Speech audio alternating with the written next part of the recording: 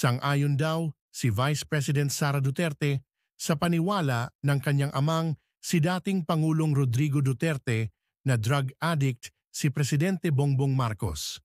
Ito'y dahil sa patuloy umanong pagtanggi ni Pangulong Marcos Jr. na magpa-drug test. Reaksyon ito ng Vice Presidente sa pahayag ni Express. Duterte sa military kung patuloy bang susuportahan ang fractured governance at ang isang leader na drug addict. I agree with fractured governance. I was a member of cabinet, so I have personal knowledge, saad ni VP Duterte. I agree with the assumption that he's PBBM a drug addict because he continuously refuses to do a drug test. Napakadali naman, di ba? Dagdag niya samantala, sama-samang kinundena ng 45 matataas na mga opisyal ng Eastern Visayas si Vice President Sara Duterte kaugnay sa walang ingat at mga pahayag nito laban kay Pangulong Bongbong Marcos at Speaker Ferdinand Martin G. Romualdez. Kinundi na rin ng mga leader si Duterte sa kawalang respeto nito hindi lamang kay Speaker Romualdez kundi maging kay Pangulong Marcos na mayroon ding dugong waray. Ang mga naging aksyon umano ni Duterte ay lumagpas sa personal na pag-atake. Sa isang manifesto, inilahad ng mga alkalde ng Palo, Alang-alang, San Miguel, Tanawan, Stanfe, Tolosa at Babatngon na ang mga paratang ni Duterte ay hindi lamang pag-atake kay Speaker Romualdez kundi sa buong unang distrito ng Leyte. Pinayuhan din ng mga alkalde si Vice President Duterte na iwaksi ang pagkakawatak-watak at tuparin na lang ang kanyang atas na isulong ang pagkakaisa at pananagutan. Tatakpan ninyo ang mga kakulangan ng pamahalaan. Ako ang ginagawa ninyong punching bag para hindi napapansin, nakikita, naririnig ng mga tao ang kalokohan, ang korupsyon, at ang katiwalian na ginagawa sa gobyerno. Magpa-drug test tayong lahat sa harap ng taong bayan. Dalawa lang yan, mga kababayan. Ibigay namin ang mga pangako namin sa inyo noong nangangampanya kami. At papakita namin sa inyo na matino kami. Magpapadrug test kaming lahat. Simulan namin sa Office of the Vice President. Samantala, handa rin itong magpasailalim nga sa namang uri ng test sa mga pumupuna sa kanyang pag-uugali. Ay tinuturing umano na siya ay may sayad at handa ito na sumailalim din sa anumang kaukulang drug test batas kasama rin ang lahat ng mga government official. Narito pa ang patuloy na pahayag ng pangalawang Pangulo. Sinabi nila, ako daw ay krung-krung. Ako daw ay baliw. Ako daw ay wala sa tamang pag-iisip. Ano bang sabi ko sa inyong lahat? Psychological test, kahit ano yan. Neuropsychiatric test, kahit anong pang test yan. Gagawin ko yan. Dagdagan ko pa ng drug test. Pero dapat magpa-drug test ang lahat ng mga nagtatrabaho sa Office of the President, sa Office of the Vice President, sa lahat ng opisina ng Senado, sa lahat ng opisina ng House of Representatives, sa lahat ng departamento ng ating bayan, ng ating pamahalaan. Diba? Ano pang test ang gusto niyong idagdag ko? Wala na kayong mapuna. Ayaw ko nakikipag-away sana eh. Nakita nyo naman, nung una akong umattend doon, nagre-raise lang ako ng mga issues about procedures. Sabi ng chairman, hindi na raw ako member.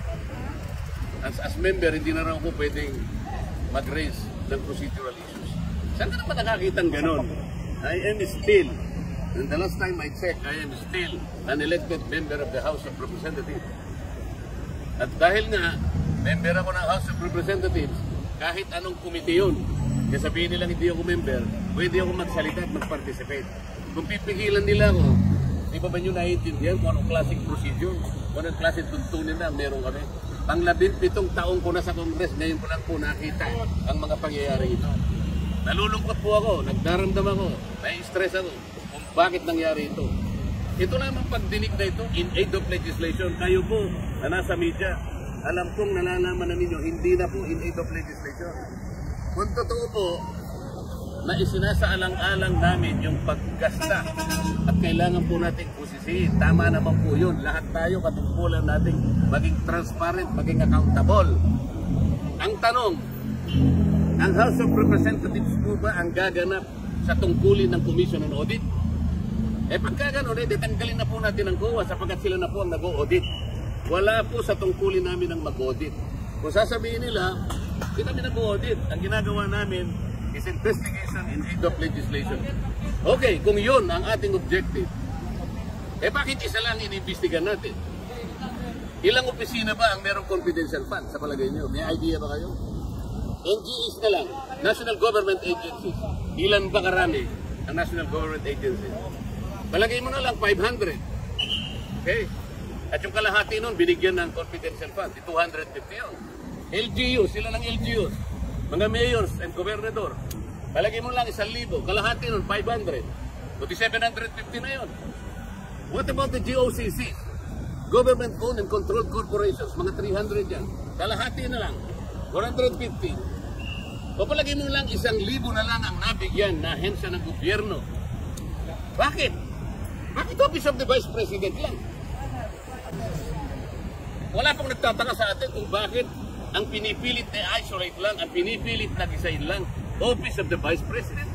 At saka yung DepEd na kung saan ay naglingkod siya bilang secretary. Paano po yung iba? In aid of legislation po ito? O in aid of persecution? Kaya yun na pong mag-conclude eh. Ang linaw po nito eh. Hindi na po tayo dapat gumamit ng calculator eh. Wala na pong computer na. Hindi nyo pa kayang i-memorize ito. Why are we isolating the Office of the Vice President? Kung confidential pa. Ano po ba yung Commission on Audit? Ito po ay independent constitutional body. Bakit kami po ang gumagawa? Tanungin po natin. Sa Lunes po, ako po ay mag-a-attend ng hearing po, ipagpapatuloy po yata ang pagdinig tungkol sa bagay na ito. Pipilitin kong pumunta ron. Sana po'y walang mga away, sana po'y maging sensible, sana po ipakita nila the better arguments. Wala na po sana nagawa ng hopya para tayong lahat po ay masaya. Para lahat makinabang po ang taong bayan. Ibig ko sabihin, sensible questioning, sensible arguments, wala na po kasi yung quality of debates eh. Wala na po eh.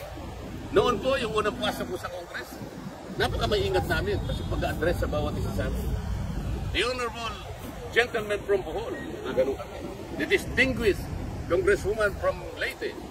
Ngayon po, hindi. Drawing ka pa eh. Sabi pa nang sasama pa yung panlalaki ng mata. Are you rebuking this committee? Nakita po kayo ng gano'n? Nakakita na po kayo ng gano'n? Ngayon ko lang po nakita, ewan ko po sa inyo, sa dami po ninyo, kung hindi po nyo nakikita ang nangyayari. Hindi po namin trabaho ang mag-audit. Yun pong audit observation name o kaya notice of disallowance. By their very nature, ito po'y confidential. Confidential po eh. Bakit po ang House of Representatives kukunin nila po yung mga dokumento at sila mismo ang gagawa ng gawain ng COA? Ang ibig bang sabihin, gagawa po ba sila ng batas para i-abolish na po ang COA? Hindi po nila magagawa yun. Para ma-abolish mo ang COA, i-amend mo yung saligang batas.